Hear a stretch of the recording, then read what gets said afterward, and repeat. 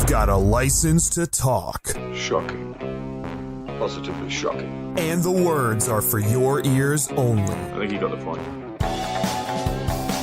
Welcome to The Words Are Not Enough. On episode number 6 of The Words Are Not Enough, the Denis Villeneuve rumors continue. Will he or won't he? This week also brings us Global James Bond Day and the announcement of a new Bond comic. And we discuss what the tone should be for the Bond franchise going forward. Stay tuned. Yeah, baby! Yeah. Hello and welcome to another episode of The Words Are Not Enough. I'm Brody Cervelli, and I'm going to be your only host today because my usual co-host, Griffin Schiller, is, would you know it, at another wedding. So, yeah, but don't worry, sit tight. We've got plenty of great stuff to talk about today, and I'm going to guide you through it as best I can on my own. We're recording from my room today, so if you hear like footsteps or doors creaking, those are just some unavoidable sounds to the environment that we're in. I'm on a bit of a time crunch, as it were, today. So, with that in mind, let's just jump straight into the news with Tomorrow Never Lies. Or should we just start calling this Denis Never Dies? Because this Denis Villeneuve story will not die. Not that I'm complaining. In an interview with Time Out this week, Villeneuve was asked whether or not he knew he was being considered for Bond 25. Villeneuve answered cryptically, saying, "I cannot talk about that. But let's say that for me to do a Bond movie would be a deep, deep pleasure." Well, there's not a ton we can read into with this, I guess, these comments, but for the sake of it, let's. This definitely sort of corroborates a lot of the stuff we've been hearing surrounding Denis Villeneuve so far. Because if he wasn't if he wasn't talking to Barbara Broccoli and Michael G. Wilson and Daniel Craig and Eon and all the other people involved, why couldn't he talk about it? That just seems like if you're not talking to them, just say, "I'm not talking to them." So this is interesting. It's almost a confirmation through a denial. Doesn't mean he's going to get the job. Doesn't mean he's going to be able to make his schedule work, because as we've talked about in the past, he's got this Dune project that he's been talking about. They only just announced that he might be doing a Cleopatra movie with Sony. So he's quite booked up. So this doesn't mean that he will be 100% available. But I mean, it pretty much confirms he's talking to people, right? Like I can't think of any other way that these comments would make sense otherwise. And I've mentioned before, without beating a dead horse too much, I would love to see Denis Villeneuve do a Bond film. Like, just absolutely love it. I haven't disliked a single one of his films. I've actually loved most of his films. I haven't seen Blade Runner 2049. I'm seeing that tomorrow, but I am hearing just rave reviews. I'm hearing it's excellent, and I don't doubt it. And that just makes me so excited. I'm so excited that he is even in contention for a Bond film. And I'm so excited that he would be... He seems keen to do it, you know what I mean? Like, he's not just saying, like, oh, I can't talk about it. He's like, well, if I did, I'd love it. Because, again, I've mentioned this several times on this show. When someone's passionate about a project, it ups my anticipation and my, I guess, my desire to see them do the project. Because that makes or breaks a movie in a lot of cases is the passion and the dedication of the people involved. Not always. There's other factors, because you can have people like Tommy Wiseau be passionate about what they're doing and still make trash. But then he's a known quantity. We know he's good. And the fact that he's passionate about it, just, oh my God, like, can you imagine? Just absolutely breathtaking. So, yeah, again, this isn't a confirmation. This isn't a denial, though. This is just sort of a little bit of proof that, from the horse's mouth, as it were, that there are talks going on and that some of the rumors we've heard may, in fact, be somewhat based in reality. And that's good enough for me for now. So, come on, Denis, do it. As your spiritual guide, I'm advising you to do this immediately. But anyway, moving on to the next story. On the subject of directors, While promoting his new film, The Foreigner, Bond alum Martin Campbell, the director of GoldenEye and Casino Royale, just did an interview with CinemaBlend in which he was asked if he would ever consider returning to the Bond franchise. And Campbell had this to say: "I don't know. I might be, so never say never. I didn't after GoldenEye. I don't know if it was sort of arrogance or whatever. I don't know. I just sort of said no to it. It was pretty much offered every other one after that, but I just felt like I was repeating it. Another control room to blow up, another nutcase taking over the world. Also, there is something refreshing about starting a new Bond, and particularly with Pierce. It was sort of a Cold War sort of situation then, and we had Judi Dench for the first time, so there was kind of excitement to doing it. Casino Royale was very much the same thing, much the same reasons, actually. So then he goes on, when he was sort of pressed by CinemaBlend, they said, would you come back? Are you saying you'd come back if there's a new actor? Campbell added, yeah, I think Daniel is terrific. He's certainly for now, do you know what I mean? First of all, he's a terrific actor, but secondly, he brings a sort of toughness and rough edges to Bond that is so relevant right now. And so I guess there's a very long way of saying, I might come back if I'm approached to do the next actor. And so that makes a lot of sense. That's kind of been his forte so far in the series. Like with GoldenEye, like with Casino Royale, he is very, very good at recontextualizing Bond in a new situation with a new actor and sort of creating a new interpretation. And I respect that he didn't want to come back and just do like sort of an everyday run-of-the-mill adventure. He knows that's not what he's interested in, and going back to what I said just before, if you're not passionate about it, don't do it, because it just ends up being really painful for everyone. So I got to give him props on that. As to whether I would want him to come back, I don't know. If he's offered and he's really passionate about something, or an actor, or just like a new take on the character, then do it. But if I don't even know where he would take the character right now. Like with GoldenEye, he mentioned the Cold War coming to an end, and that sort of recontextualized Bond's place in pop culture and in, I guess, just in general with spies. Like, what do? We don't have the Soviets anymore. And GoldenEye was very much about that. And he handled that so well. And then again with Casino Royale, it was, well, we're in a post 9/11 world now. We have an enemy we don't know. These sort of private entities, these non-state actors are the threat now. Where does Bond fit into this world? And then also on top of that, going back and grabbing some of like Fleming's really early material that had been basically untouched by a serious adaptation anyway. Sort of bringing that up. It was a new take on the character, and then it was a new direction to go in. I don't know what a new direction would be at this point, and that's not to say that it needs to be like a cataclysmic world event in order to, I guess, justify doing a new Bond.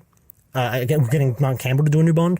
I guess he could do something with like, where does spies fit into like a post-Brexit world? That would be an interesting take, I guess.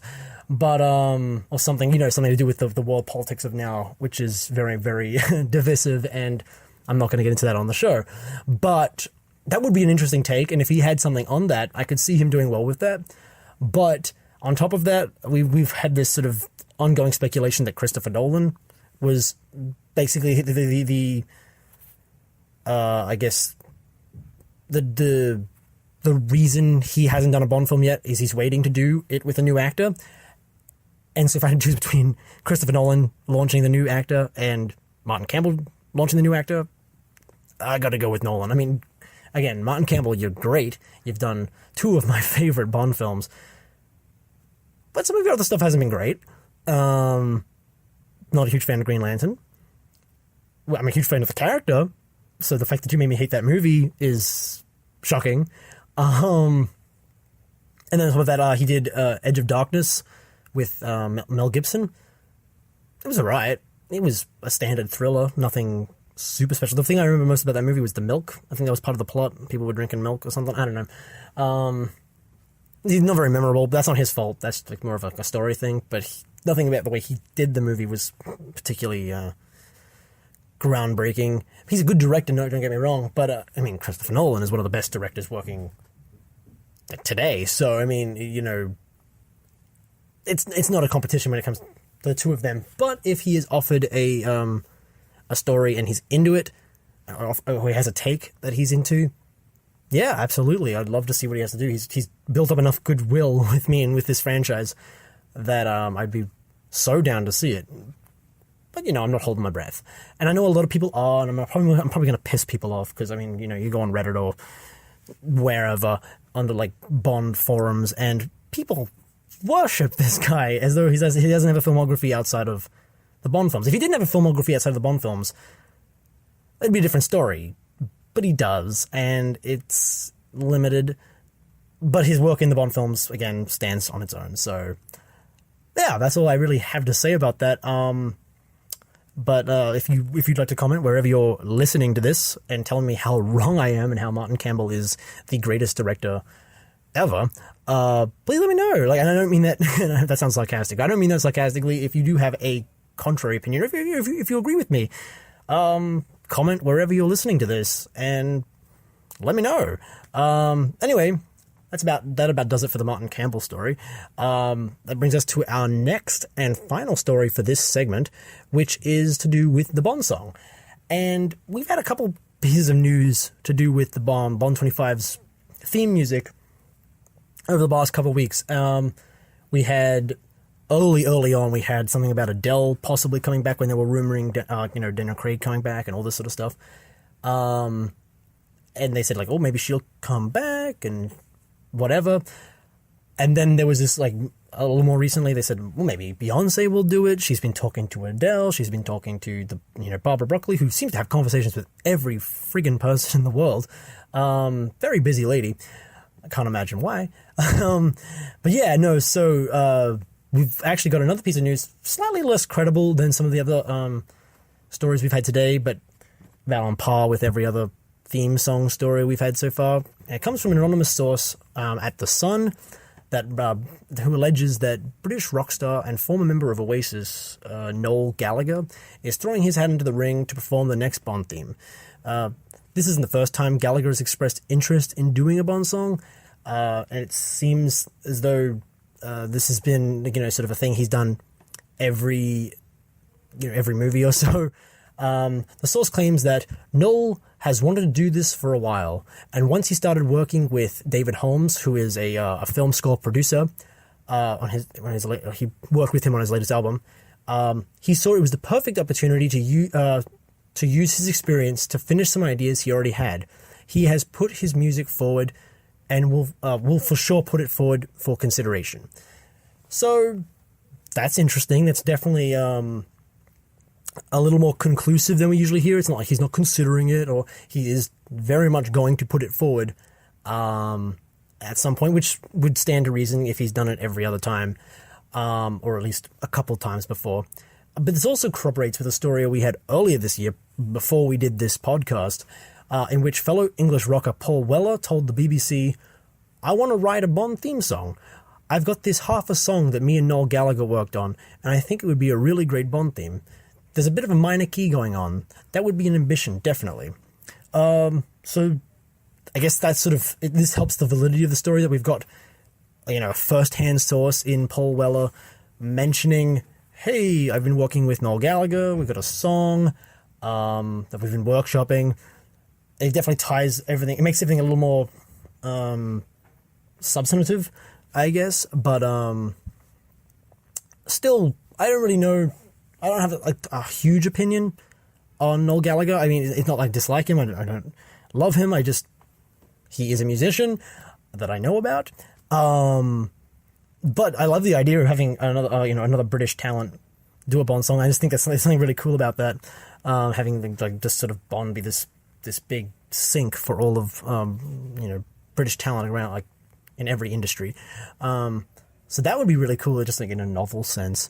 But yeah, no. So I don't have too strong of an opinion on this. But it would, if they have a song, and if he's this passionate about doing it, and submitting a song, then again, go for it. We should have a ton of artists, sort of submitting their work just because that's the best way to find good talent, I guess. Because, I mean, we know who are good musicians, like, in the mainstream, but it doesn't mean that they're necessarily suited to doing a Bond song. So if you have people sort of, like, quasi-auditioning by sending in these like, little mixtapes, that'd be kind of cool. Like, it'd be kind of interesting. And this by no means sort of confirms that he's in any sort of way in the running to doing it.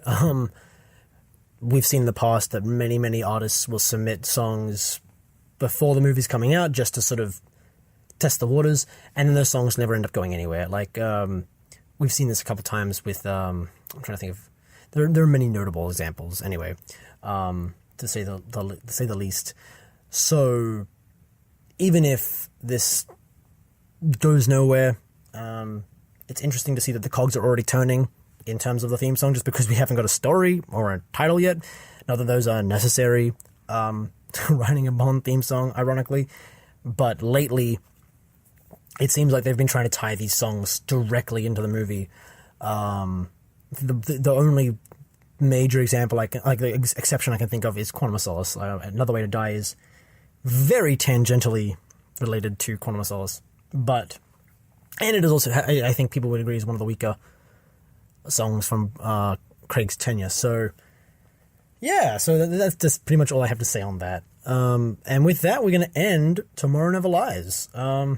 Good show, guys. It was a pretty interesting set of stories, and we're going to jump straight into Q Branch now, with some good news for the fans of Dynamite Comics' ongoing James Bond series. As it was announced yesterday that a new 6-issue title is set to be released in January of 2018. The latest run, entitled James Bond: The Body, will be helmed by Els Knott of Zero and Secret Avengers fame, and will feature an original storyline that will unite the full series. A press release from Dynamite Entertainment describes the series as the following. As James Bond undergoes a post-mission medical examination, he relays the stories of his previous missions to the examiner. Each cut, bruise, and broken bone is connected to a specific event of the mission. A connection is made between two people with very different purposes, one to save lives, the other to take them. In the same press release, writer Alex Knotts, I'm very, very bad with these names. He's Czech, so this is, you have to forgive me on this one. He commented on his involvement in this press release, saying, "I'm honored to be working on the original James Bond, a complicated character that reflects my interests in war, violence, and power. I took the project on because I was encouraged to explore these interests and take Bond to a place and situations he rarely, if ever, experienced in fiction, and see what truly makes him tick." Wow, I gotta say, guys, this may be my favorite story of the day, almost, because this is just so, I don't know, there's just something really, really cool about this synopsis and this guy's take on Bond. I think what it is it's very, like, everyone always just likes to say, oh, it's Fleming-esque, or it's reminiscent of, like, the novels, but this really sounds like, without being derivative, it sounds like the novels. Like, the idea of doing a story that is, like, sort of, like, focused on the damage, the brutality that Bond has done to his body, and having each sort of wound represent a story, just sounds like it's been ripped out of Fleming's journal of unused Bond novel ideas. Like, just such a really cool concept, and like doing a couple of vignettes. It almost sounds like the short story collections that he wrote, but with like a unifying story that threads them all together, which is so cool. And then on top of that, what Knott has to say about his take on Bond is very, very Fleming. Like, this sort of the complicated, the dark, broodingness. We've gotten a bit more, in line with Fleming's Bond in the movies, lately with Craig, and then also earlier with Timothy Dalton. But there are certain things that it's just really hard to make palatable from from Fleming's work in a novel, in a movie, that is intended to be seen by as wide an audience as possible. A lot of Bond's character is a reflection of Ian Fleming, and Ian Fleming was a very complicated individual, very much of his time, but yeah, just very complicated.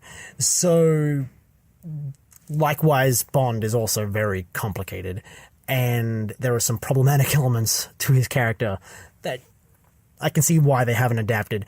But doing a comic book version of that sounds great, and really diving into that, into like how Bond's job affects him and affects his, I guess, not only his body, but like his psyche, just sounds like so much fun. And just really interesting. So if this ends up being what I'm hoping it's going to be, and if it ends up being as good as any of the other Dynamite comic, I guess, stories they've done, then, you know, this may be my favorite one so far. It almost feels like we're getting a new novel, which is really, really cool. But yeah, no, so I'm absolutely on board with this, and I'm on board with all of the comics. So if you haven't read any of the other Dynamite comics, just, what are you doing? Go find some. Go find a comic book store. I know they're hard to find, but go find one and pick up a copy, because I mean, it's, especially if you're a fan of the books, and if you haven't read the books, what the fuck are you doing? Go read the books. But yeah, no, this is just, it's just such a cool, interesting take to take Fleming's version of Bond, which doesn't get a ton of, like, I guess, it definitely not as influential or as famous as the cinematic Bond, but I would almost say is my preferred Bond. I think Fleming's Bond is my favorite Bond, just because, and I think that's why Timothy Dalton is my favorite Bond actor. Oh, there you go. There's let's light the torches now.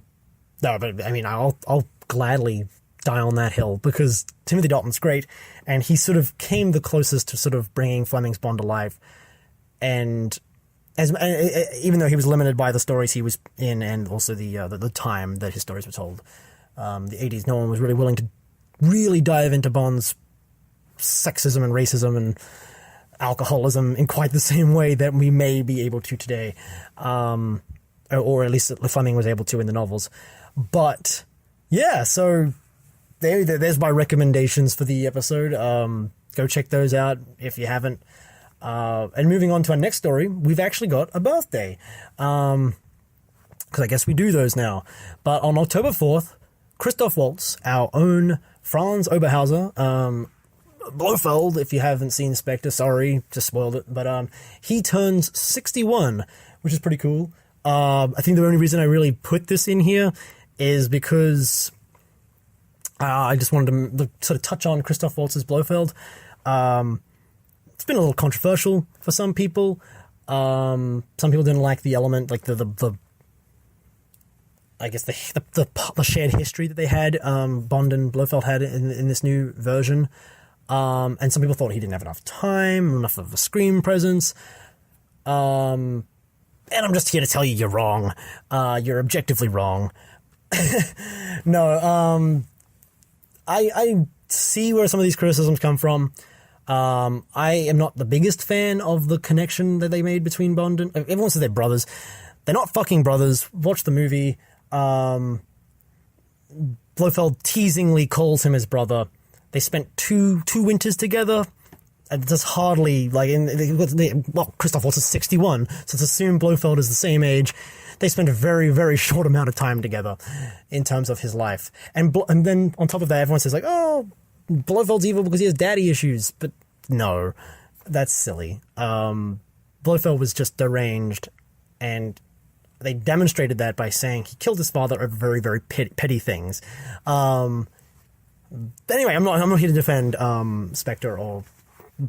Well, I am kind of here to defend Christoph Waltz.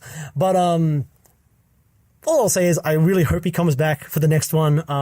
They definitely set that up with him watching Bond and Madeline walk off in the distance. And if you know, Madeline's supposed to be like a Tracy kind of character, so we know what happens to her. But yeah, so it would be really, really cool just to see them bring Christoph back, because I really liked his portrayal of Blofeld. He wasn't in the movie a ton, which is normal for a Bond villain, especially the earlier ones like Dr. No. They didn't show up a ton until the end. but the scenes he was suitably creepy. He had this kind of very mightier than thou sort of Napoleon complex almost. He was this little short man who went around just sort of blasé, didn't really care about anything. The torture scene was great. I thought that was one of the standout moment that like sort of solidified Christoph Waltz's Blofeld to me. And so, yeah, now he's got the scar and everything. Let's do it. Let's bring him back. So I just wanted to touch on that. And happy birthday, Christoph. You're appreciated. I appreciate you. Now moving on to some slightly sadder news. We have a death. Not directly related to Bond, but Hugh Hefner passed away, and Playboy famously published several of Fleming's short stories, and Fleming definitely took a lot of influence from that Playboy lifestyle and put it into Bond, and we see that not just in the books but in the movies as well. That sort of that lifestyle, they both sort of, it was a very symbiotic sort of relationship. So it's hard to understate the influence that Hugh Hefner's Playboy empire has had on the franchise. Hugh Hefner's a controversial figure. In that he probably didn't treat women the best. Not probably, he didn't. And there's no justifying that. But I think it is worth sort of remembering that Ian Fleming wasn't the best person either, and we still appreciate his work. And so I think we can still take the time to appreciate the influence that Playboy and Hugh Hefner had on our favorite spy, even if the man himself was flawed and not everything about him is commendable. So I just wanted to touch on that really quick, and also just be respectful of the dead. He lived a very interesting life, a very influential life, and this is the part of the show where we're just going to sort of remember that. So yeah, not too much to say on that, but treading lightly on the subject, so to speak. But that brings us to our last segment of our last bit of tidbit of Q Branch, which is today, which on the day of recording is October 5, is Global James Bond Day. And that coincides with the 55th anniversary of Dr. No, which premiered on October 5th, 1962. And isn't that cool? 55 years old. Holy shit, that's so old. Well, I shouldn't say so old. That's the same age my parents are, so I wouldn't want to offend them. But that is a long time for a franchise. The fact that we have news on this almost every week, and it's from a 55-year-old franchise, is incredible. Like, I'm trying to imagine if we're still getting MCU news 55 years from now, which we may be. Who knows? Let's see if it keeps printing money for Disney, then we probably will. But yeah, it's just amazing, the longevity of this franchise. This is just a film franchise. The literary Bond is even older. But yeah, no. So it's just kind of cool. And then they made it's cool that they made this Global James Bond Day to commemorate Dr. No's premiere. And Dr. No's an interesting film. It's probably the Sean Connery movie I watched the least, which isn't to say it's my least favorite. Definitely not. It's just it is kind of, because it is the first. It is pre a lot of the tropes that I come to expect from a Bond film. But on the tropes it does have, it's kind of still finding its footing, and so there are elements of the James Bond that we know today in there, but it's not quite there yet. I think over From Russia with Love and Goldfinger, they finish adding the elements until Thunderball is like the first. Here's the whole package kind of Bond film, and that's kind of the beauty of those early Connery films. It's kind of just watching everything sort of come together and create an icon. But yeah, no, Dr. No is a fantastic film. Going back to Christoph Waltz, we don't see Dr. No until like we see him like his hands, and he talks a little bit to like Professor Dent and a few other characters. He doesn't really appear on screen until the third act when he has dinner with Bond and Honey Rider. So yeah, I mean, he's still a great villain. He still had a great presence. So But no, anyway, I'm going to stop picking fights on that. Yeah, it's a great film. They play the James Bond theme, that Monty Norman like version of the James Bond theme, a little too much. Little too proud of how great that song is, and it is great. But I think I'm pretty sure they play it when Bond is putting his hair over the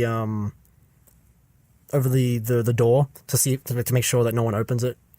Which is really cool. I wish we could see more like sort of spycraft like that in the newer Bond films, because stuff like that was great, and a staple of the Flemming books. I've been talking about Flemming a lot this episode, but yeah, no, it's Dr. No, great film, definitely a throwback.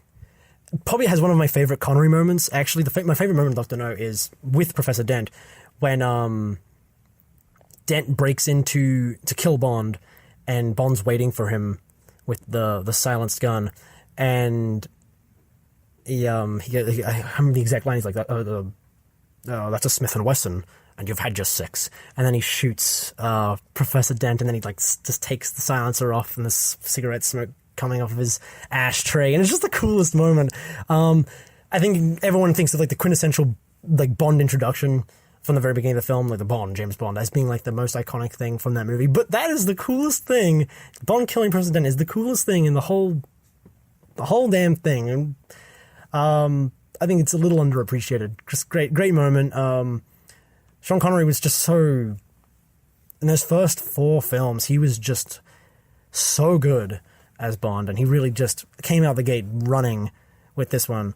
So yeah, no, that's commemorating Dr. No. If you haven't watched it in a while, maybe today's a good day to go put it back in. Or any of them, really. It's Global James Bond Day, so who am I to say? Go watch any of them. I'm pretty sure they started this in 2012 for the 50th anniversary, so maybe go watch Skyfall. Who knows? Just do something Bond-related today. Maybe go play Nightfire or something. Anything. Just to let your inner Bond geek out. And that'll do it for Q Branch today. That brings us to our last segment. Oh, wow, it's been... I feel like this episode's flown by. But this last sort of segment, Shaken But Heard, is our discussion segment. We're not doing Brother from Langley this week. I think we spent ourselves a little bit with all the Kingsman stuff, so we're just going to jump straight into Shaken But Heard. Just as a little... I don't know why I'm telling you this. This seems like I could have just gone on and you never would have noticed, but I like to be honest. I like to be honest with our audience. I trust you. But yeah, so we're going to jump straight into Shaken But Heard, and we've got a bit of a discussion. It's going to be hard to discuss this without someone else here to discuss it with, but I'm going to sort of talk about the tone of where I think Bond should go. And this was kind of inspired by an article that Griffin sent me earlier this week, which from Den of Geek, which was James Bond, It's Time to Return to Absurdity with Love. And it was a pretty well-written article. I took some issue with it. I'm trying to like pad this so I don't sound like I'm being a dick, because I don't want to be a dick. I'm sure the author is Matthew Bird. I'm sure he's a great guy. I don't think his understanding of Bond quite makes sense. I think it was more of a stretch. The article was more of a stretch to sort of like write a think piece, like a hot take. Since Kingsman came out, it's like, we should make Bond absurd again, guys. And that kind of got my goat a little bit, so I just wanted to talk about that for a little bit. So essentially, I mean, read the article for yourself. You may not agree with me. The impression I got reading the article was this idea that Bond is inherently a silly idea, and it is at its best when treated as such. But I don't think that's true at all. I think actually this ties in very well with everything I've sort of talked about with Flemming this episode. But Bond is inherently a very dark idea, a very, very serious idea. Like, there is some silly stuff in it. It is still fantasy espionage. like even in the novels we had like Dr. No with his claw hands and his bald head and his, you know, big pile of dung, and like there were absurd things in all of those early books, but it was within reason. It was within the realm of reality. Like, man, people with hook hands isn't completely an absurd concept. He didn't have like a robot arm or anything. He just had hooks, little like pincers. But so you know what I mean? Like things were grounded in a sense that it was still fantasy, it was still make believe, but it was grounded in a very serious world.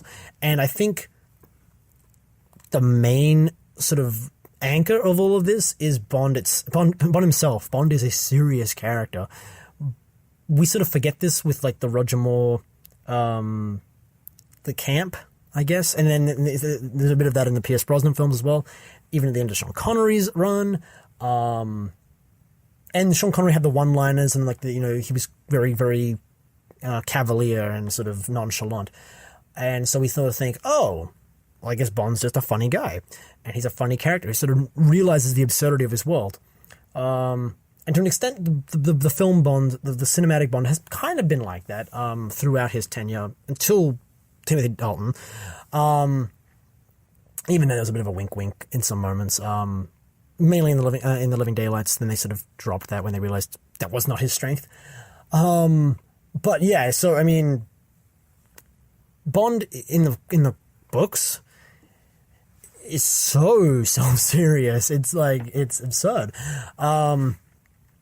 He's, like I mentioned, he's an alcoholic. He drinks because he hates his work, but he's very good at his work, and he hates that. And like he because he hates what he does, but he hates that he hates something that he's good at. He almost hates himself, and it's just this very toxic inner monologue that sort of drives the entire story. And then, you know, he loses all faith in, you know, the opposite sex when he's betrayed by the woman he loves, like in Casino Royale, and like all of these terrible things keep happening to him, and it makes him cynical. And Bond is a cynical character, and so when you view his fantasy stories like Moonraker, where he's going up against, you know, a billionaire with a rocket, the book, this is by the way the book, you know, a millionaire with plastic surgery all over his face, and he's built a giant rocket and he's going to bomb London. It's a silly idea, but it's told from through the lens of a very cynical, unhappy, self-serious character. And that's not to say that Bond is joyless, but you know what I mean? He's a very damaged person. And so when you're viewing this fantasy story through that lens, it almost adds a layer of seriousness to the story.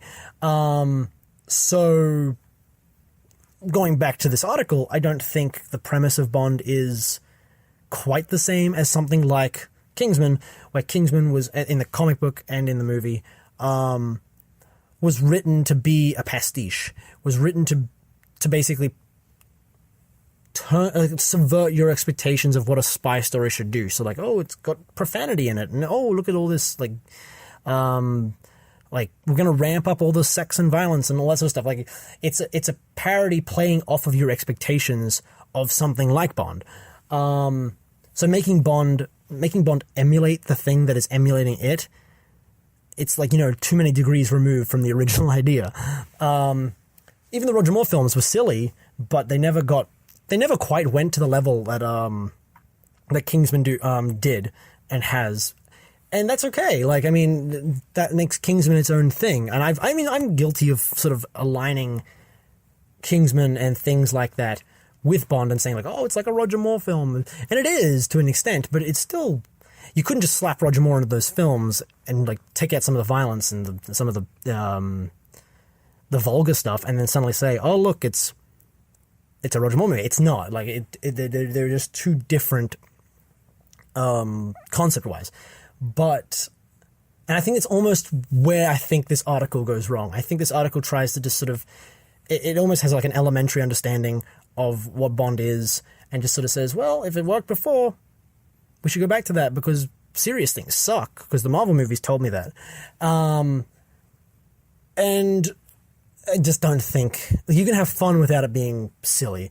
And then on top of that, like we're romanticizing the Roger Moore films as though people as though people would even like that today. They wouldn't. I'm just telling you right now, because we did a Roger Moore film in 2002 called Die Another Day, and people did not like it. I don't like it that much. I mean, I like it in I'm a Bond fan, and this is like a goofy fun, switch my brain off kind of way. But as a someone who's this invested in the character, it's a really bad Bond movie. And so, do we really want to go back to that? Like, this happens every time we get. We'll go to like the nth degree of silliness, and then we reboot to be serious again, and then as we get further and further away from the absolute absurdity that it became, we start to go like, well, it wasn't that bad. Maybe we should try a little more fun, and fun in terms of like making camp equal fun, because I think plenty of serious films can be fun. I think Casino Royale is like an incredibly fun film. It's got great action in it. It's got really great witty dialogue in it between Bond and Vesper and Bond and M, and like there's a lot of fun to be had, and you can have some laughs in there. But it's a serious film. It takes its plot seriously. The villain takes himself seriously. Everything feels real in terms of cinematic realism. Whereas something like Die Another Day is constantly winking at you like, whoa, Bond. Like, they try to be serious with like the North Korea stuff, but it's like kind of like, oh, Bond then like zaps the people with the defibrillator and then like sort of winks at the chick and walks out of the room and then walks into the hotel in his sopping wet PJs, with the big beard and his big hairy chest out. Like, it's silly, and it knows it's silly, and it's sort of like, haha, isn't this funny? Isn't this fun? And that's not what Bond is, and that's not. Even Roger Moore wasn't that stupid, like, you know what I mean? And so why would we go back to that? Why would we willingly go back to that? That's just a betrayal of what the character is meant to be. I think people have said that, like, oh, Spectre is a return to the silliness of... I saw a review where someone called Spectre a Roger Moore film, which is baffling. I think maybe the Spectre has similarities to films like Thunderball or even You Only Live Twice, in terms of like it's a little more cliched, a little more like sort of stereotypical, but it has a lot of elements like that we come to expect from a Bond film, like a villain lair and a henchman, and the Bond girl, they falls in like they all fall in love over the course of the film very quickly, and all this sort of stuff, like. And then like they had a couple of gags like Daniel Craig falling onto the sofa and stuff like that. But it's not like that was never. I don't know. There's a certain line, I think, and I don't think Daniel Craig has crossed that line yet. And I don't see why anyone would want him to, or want the next actor to, or anything like that. By all means, try out a new tone, do something different. If you don't want to be as serious as Daniel Craig, go ahead. If you want to go more serious than Daniel Craig, go ahead. But I think aiming for mediocrity is a really dangerous thing, and like sort of saying we're going to emulate some of the more mediocre Bond films is a really, really silly, naive notion, and I don't think anyone would be talking about it if it weren't for Kingsman sort of being perceived in the public consciousness as it's like James Bond used to be, which to an extent it is, but just not. It's not a carbon copy, and you can't just transplant that over to Bond again. I mean, we're talking about like Denis Villeneuve directing the next Bond film. Like, are we really going to go from that caliber of talent wanting to be involved with the Bond film to saying like, let's just find some gun for hire director and make a comedy? Woohoo! Like, it just seems really, really cynical. It seems cynical. Like, I mean, because Kingsman was successful, let's just do it. So, yeah, I mean, and again, there's not shitting. I don't want to shit on this guy's article. I'm sure he does have a adequate understanding of James Bond, and I'm sure he has seen a couple of them. I just don't think when he wrote this article, he demonstrated that very well. Because there's a difference between like emulating a classic style and then just, you know, misremembering what the character used to be and what the character still is, and misremembering what those old films were. And I think that would be really naive, especially considering we finally made Flemming's Bond palatable to a wide audience. Why would you want to go back from that? I say that as a purist, a Flemming purist. But yeah, but the sound off in the comments, again, wherever you're listening to this, because I understand this is very subjective, and I could be wrong. Not wrong. There could be other perspectives on this. That it just comes down to preference. Like some people's favorite Bond is Roger Moore, and I can't fault them for that. I love Roger Moore. I love his films. I just think they're very much of their time, and I don't think it would work if we just tried to recapture what they were. They existed, and I appreciate them for existing. But if I was living through that era, I would be a little dissatisfied with the content Bond was churning out. So I don't see why anyone would want to go back to that. But some people do, and that's okay. That's totally fair. The best thing about Bond is that there's pretty much a Bond film for every genre. So, you know, who am I to say what Bond really is? But to me, that's what Bond is, and that's I don't know. It bothers me that the article was so on the nose about like, oh, Bond is being something. It's trying to be Jason Bourne. Jason Bourne is trying to be Bond, and Jason Bourne just happened to popularize a dark tone before Bond was able to. Like, it just, you know, grinds my gears a little bit. But anyway, yeah, let me know if I'm right or wrong. I'm rambling. That's what happens when I don't have Griffin here to guide my conversation. It just becomes a raving rant. So, Griffin, don't go to any more weddings is the moral of this episode. But anyway, yeah, let me know what you think. And that will do it for Shaken But Heard. And for another episode, episode 6 or episode 2 of Brody's Fireside Chats, which is what we're going to start calling these solo episodes. Probably not, but that's what I'm going to call it in my head. But yeah, so if you've liked anything that I've said today, you know, subscribe to us. Like, we have a YouTube channel, Men versus Movies. So go follow us there, because we talk about some stuff other than Bond, other movie stuff. But we also put the podcast up there, so you can give it a listen. If you're listening on iTunes, be sure to subscribe, to follow us, or whatever. I don't know how iTunes works. I have an Android. Sorry. But if you have iTunes, please go follow us. Give us a little 5-star or whatever rating you think we deserve, because it helps make us more visible.